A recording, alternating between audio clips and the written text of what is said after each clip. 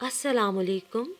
हमारे चैनल बिया और माला पर खुश आमदीद।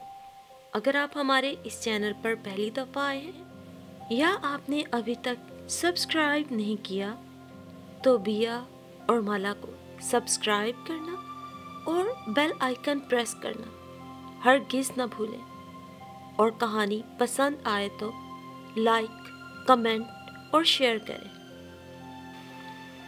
वसीम, उठ जाएं, नमाज को देर हो रही है। राबिया ने तीसरी मर्तबा बेसुध सोए शोहर को जगाया।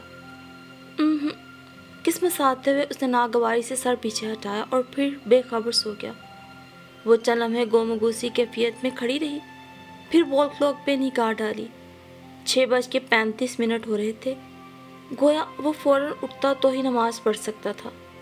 अभी शाम को ही तो तायम्मा ने उसे ताकीद की थी, राबिया बेटी, वसीम आजकल बहुत लेट नमाज पढ़ता है, उसे जल्दी उठाया करो। सूरज तलू होते वक्त नमाज पढ़ने का उल्टा गुनाह होता है। वसीम, जल्दी से उठ जाएं प्लीज़, आप फौरन नहीं उठेंगे तो नमाज कज़ा हो जाएगी। नरमी से उसके बालों में उंगलियां फेरती वो धीमी सी आवाज़ में कह रही थी। पास ही कोर्ट में सोई हुई अपनी छोटी बेटी की भी फिक्र थी कि अगर वो इस वक्त उठ जाती तो उसका दोबारा सोना मुहाल था और राबिया को इस वक्त बहुत से काम निपटाने थे। तंग मत करो यार, तुमने पढ़ ली ना नमाज, मुझे सोने दो, वैसे भी अब टाइम ख़त्म हो गया है। उसका हाथ पीछे हटाते हुए वो दोबारा मुंह तक कंबल तान के लेट गया। राबिया चंद लम्हे वहीं खड़ी तासुब भरी निगाहों से कंबल को देखती रही, जिसके अंदर छुपा वो वही वसीम था जो पहली दफ़ा हिलाते ही पट से आंखें खोल देता था। इतने प्यार से तो तुम अदम से भी बुलाओ तो मैं लौट आऊँ, माय डियर वाइफ, ये तो फिर नींद है, ऐसी सो नींदें अपनी जान पे कुर्बान।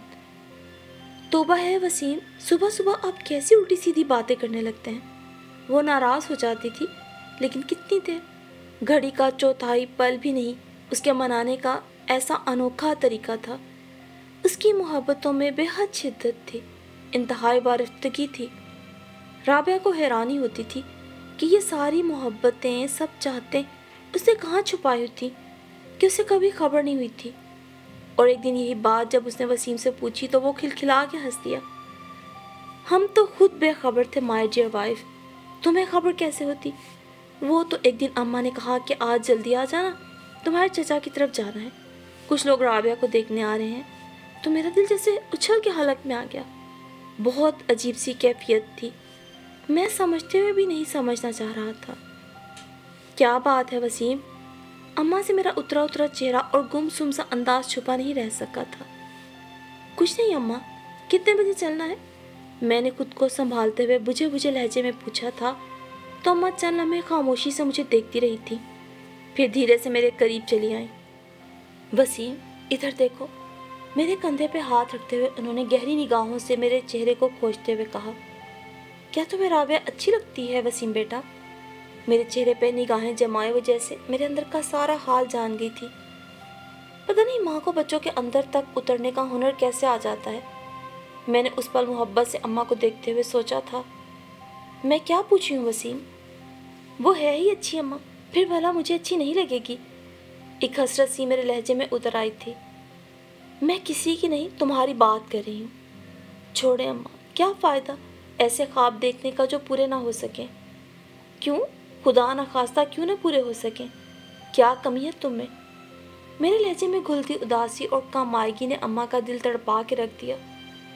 है क्या आपके बेटे के पास अम्मा, एक प्राइवेट फर्म में चंद हजार की नौकरी और किराए का 2 कमरों का ये घर और ये बेकार सी मोटरसाइकिल।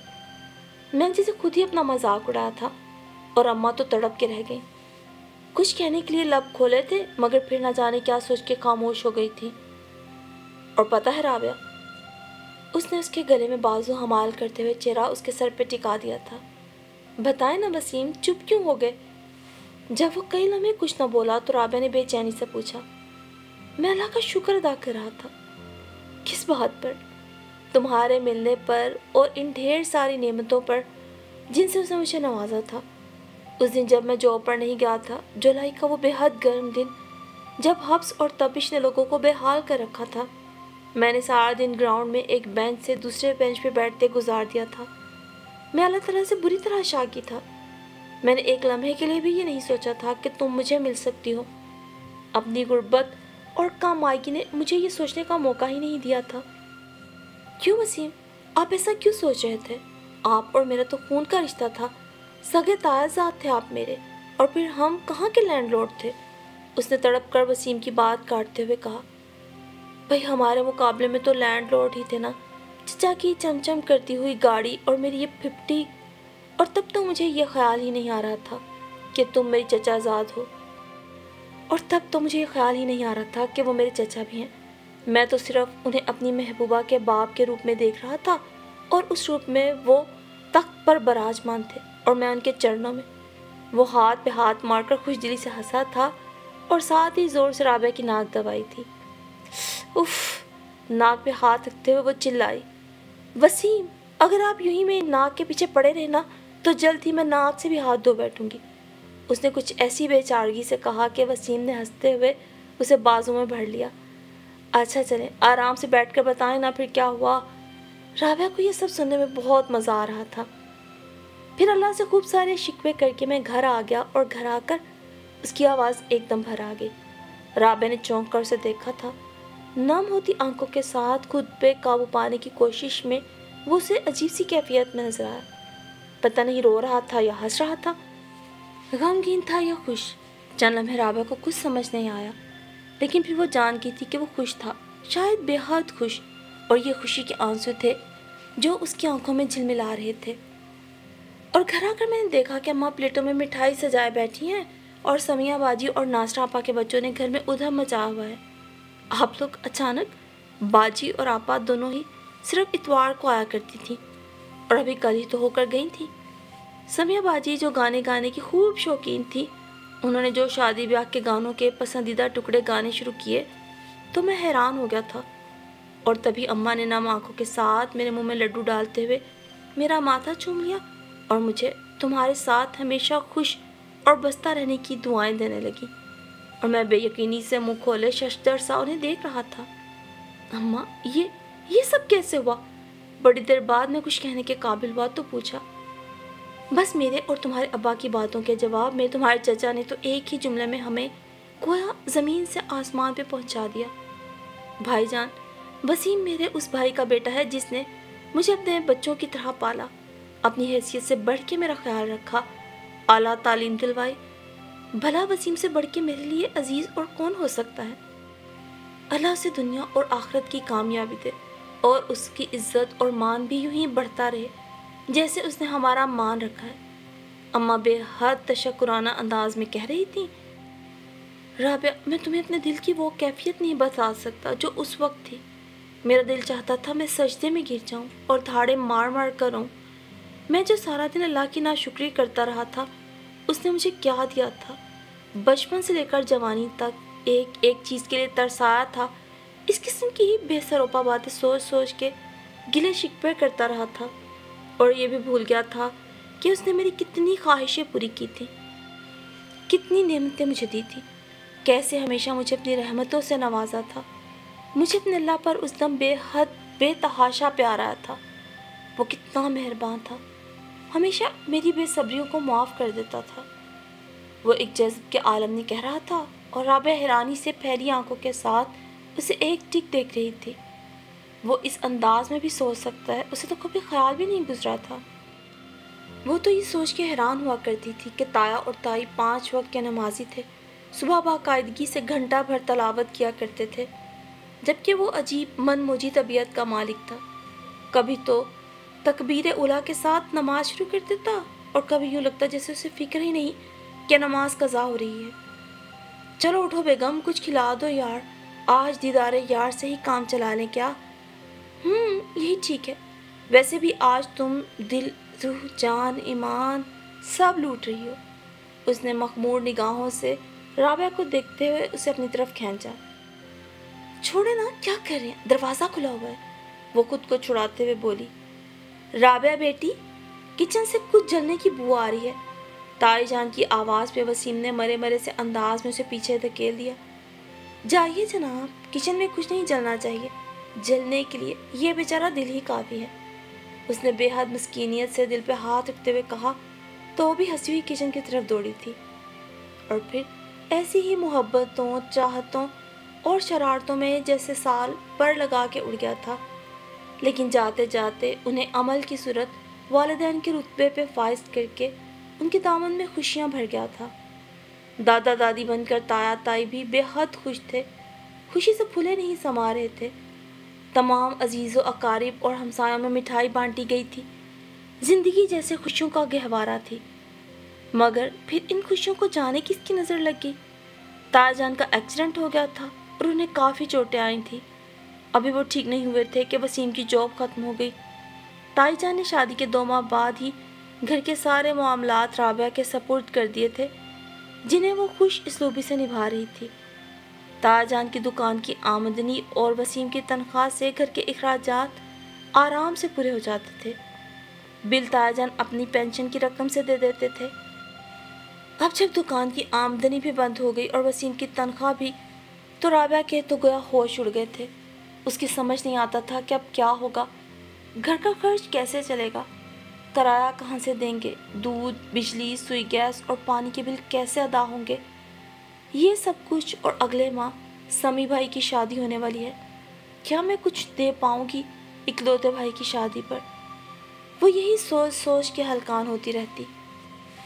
جبکہ وسیم صبح جاب کی تلاش میں نکلتا تو شام کو تھکا ہارا لوٹتا، کبھی ایک جگہ پہ انٹرویو تو کبھی دوسری جگہ پر، اور نتیجہ صرف ناکامی۔ چند ہی دن کی مسلسل بھاگ دوڑ اور پھر پے در پے ناکامیوں نے اسے تھکا دیا تھا۔ کچھ ویسے ہی طبیعت میں حوصلے اور برداشت کی کمی تھی، بے صبرا پن تھا، وہ ہر وقت چڑچڑا سا رہنے لگا تھا۔ ایسے میں صرف تائی جان تھی جن کی وجہ سے رابعہ کو حوصلہ رہتا۔ وہ حسب معمول صبح اٹھتی اور نماز پڑھتے ہی انہیں اٹھاتی اور پھر تلاوت میں مشغول ہو جاتی۔ دن میں اس کے ساتھ سبزی وغیرہ بنواتے ہوئے وہ اس کی تشکی کے لیے بھی کچھ نہ کچھ کہتی رہتی، اور یہ ان کی باتوں کا ہی اثر تھا کہ وہ فکر مند تو تھی مگر مایوس یا نا امید نہیں تھی۔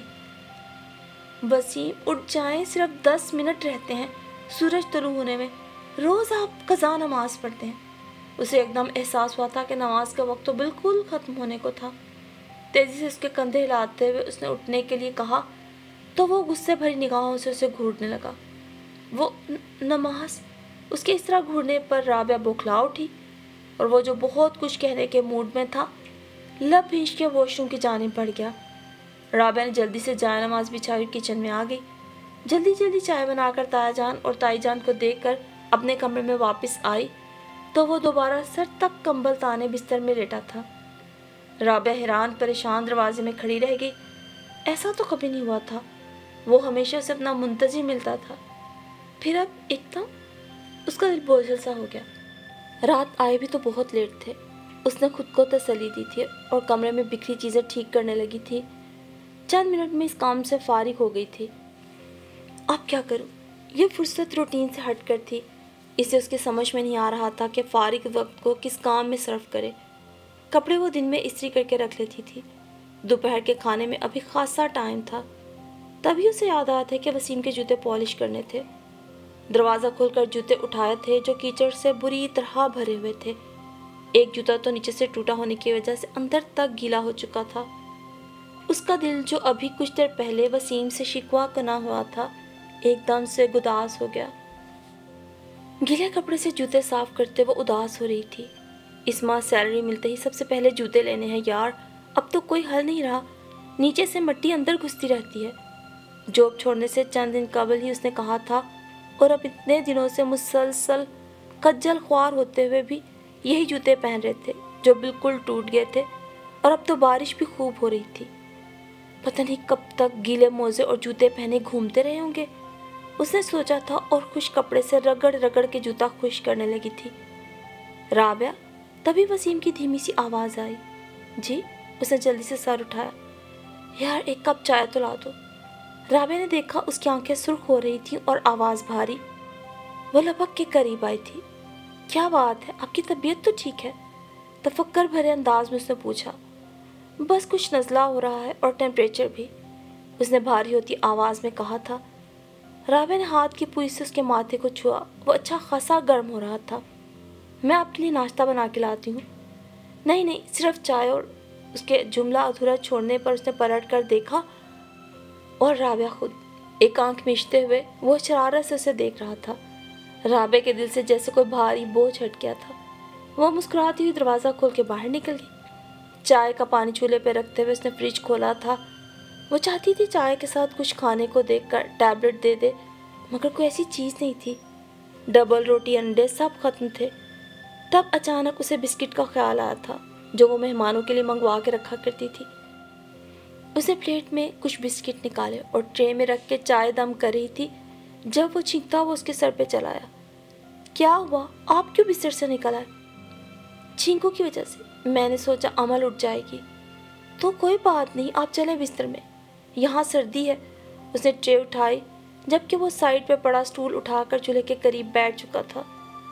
बाहर से अपने लिए मूड़ा उठा ला, चूल्हा जलाते हुए उसने कहा था, और वो ट्रे वहीं स्लैब पे रखते हुए बाहर निकल गए।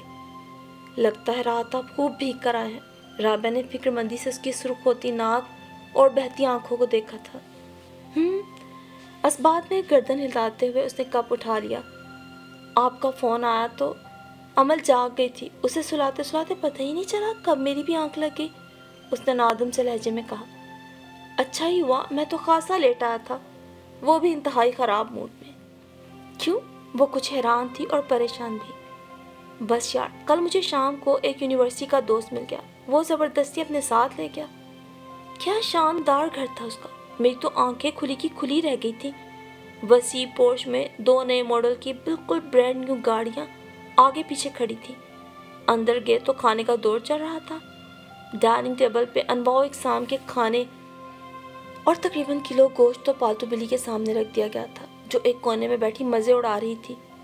ये वो शख्स था जो यूनिवर्सिटी में इंतहाई गाउदी हुआ करता था और सब क्लास फेलोज उससे दिल खोल के पागल बनाया करते थे। और अब उसने ठंडी सांस भरी थी। बाप ने खूब पैसा लगाकर बिजनेस करवा दिया और साहिब ज़्यादा ऐश कर रहा है। एक हम है 10-15 हज़ार की नौकरी के लिए जूते घिसाते फिर रहे हैं। इंतहाई शाकिल लहजे में कहते उसने चाय का कप वापस ट्रे में रख दिया। फिर आप इतनी देर उस दोस्त की तरफ बैठे क्या करते रहे? राबिया ने उसका ध्यान बटाने की खातिर पूछा।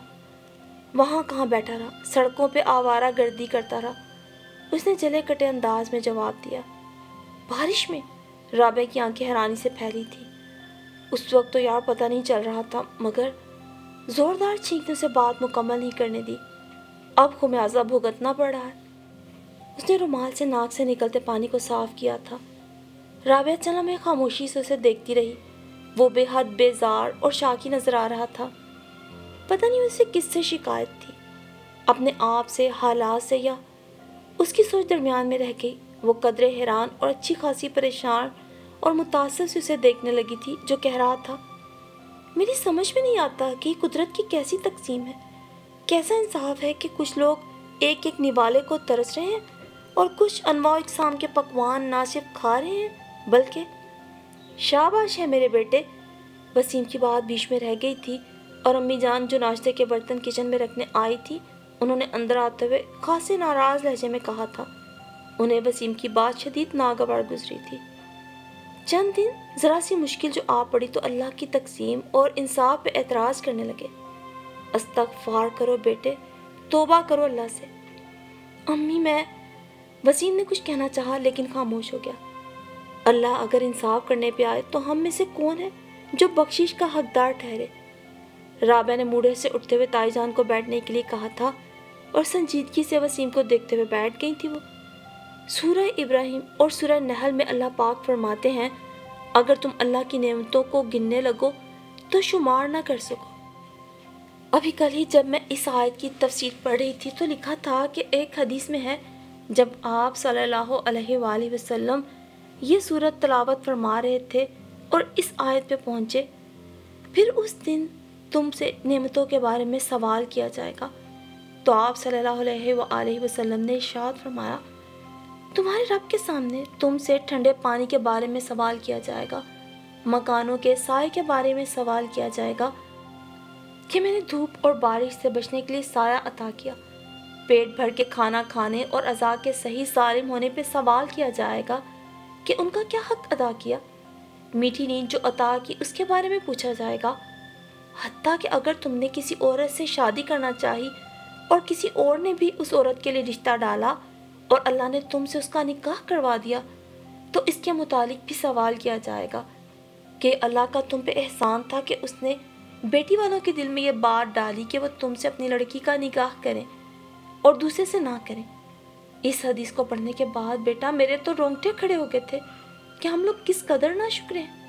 کھاتے ہیں، پیتے ہیں، مزے سے گھروں کے اندر چھت کے نیچے، سردیوں میں ہیٹر لگا کر اور گرمیوں میں پنکھوں اور کولروں کی ٹھنڈک میں میٹھی نیند سوتے ہیں اور ان میں سے کسی ایک نعمت کا بھی شکر ادا نہیں کرتے، بلکہ سرے سے ان چیزوں کو نعمتیں سمجھتے ہی نہیں۔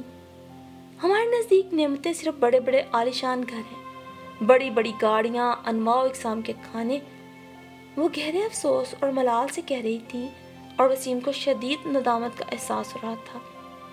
اس کا اللہ کس قدر رحیم تھا کہ اس کی تمام کوتاہیوں، بے پرواہیوں کے باوجود، ناشکری اور بے صبری کے باوجود نہ تو اسے معتوب ٹھہراتا تھا اور نہ ہی اس سے ناراض ہوتا تھا، بلکہ جب جب وہ ذرا سے دور ہونے لگتا وہ اسے اپنے پاس بلا لیتا۔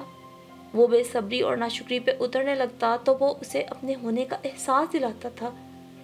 اس وقت اسے اپنے اللہ پہ بے تحاشا پیار آ رہا تھا اور دل ایک عجیب سی کیفیت میں گھرتا جا رہا تھا، گداز ہو رہا تھا اور جیسے اندر ہی اندر توڑ پھوڑ تھی۔ آپ بالکل ٹھیک کہہ رہی ہیں امی جان، مجھے احساس ہے، وہ مختصراً کہتا اپنے کمرے کی طرف بڑھا تھا۔ اس وقت اسے تنہائی درکار تھی جس میں وہ اپنے رب کی ان بے پناہ مہربانیوں کا دل سے شکر ادا کر سکے اور اس کے اپنے پر بے شمار احسانات پر سجدہ شکر بجا لا سکے۔ بے شک ناشکرا انسان دنیا کا سب سے بدقسمت انسان ہے اور مایوسی دنیا کا سب سے بڑا گناہ۔ اللہ ہم سب کو ہر حال میں اپنا شکر بجا لانے کی توفیق عطا فرمائے اور اپنی عطا کردہ نعمتوں کا درست استعمال کرنے کے بھی توفیق عطا فرمائے۔ آمین ثم آمین۔